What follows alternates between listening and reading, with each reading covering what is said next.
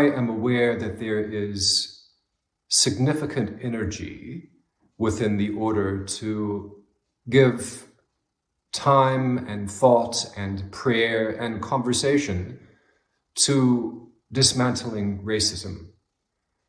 And I wanted to offer some words of support and encouragement in this sacred work. 3 years ago in my diocese, the Episcopal Diocese of San Joaquin, we formed a diocesan commission on anti-racism and racial reconciliation.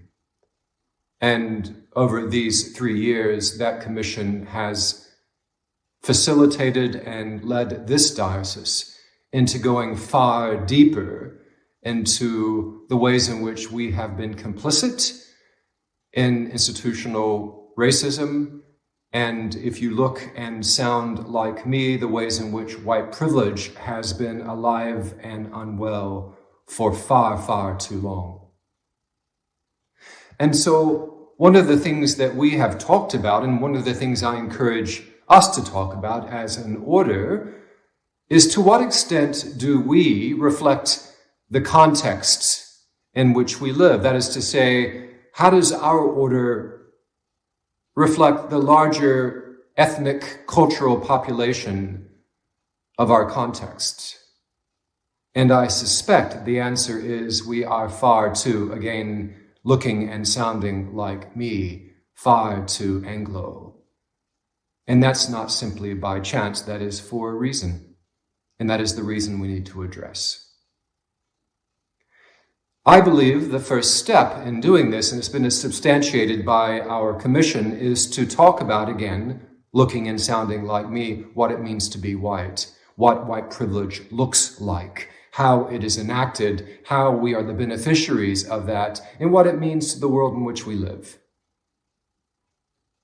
And we've offered some resources and used these resources, and I'm going to share them with you now. I'll go through them expeditiously, and I'll make them available on this video.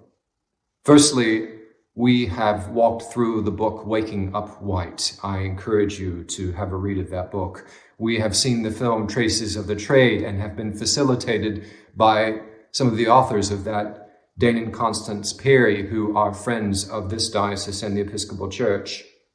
We have read Eddie Glaude Jr.'s Begin Again and had discussions about that particular book. We have talked a lot about, as I've suggested, unpacking white privilege, and we have different faith communities within the diocese doing the Sacred Ground study, a study through the Episcopal Church. And we are studying, disputing the doctrine of discovery, and again, you'll see that link that I will provide.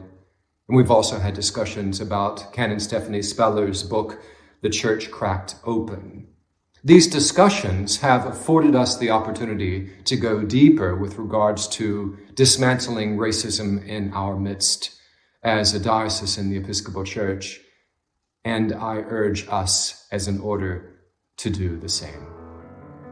In this holy, holy work, bless you, 3 times bless you, one and all.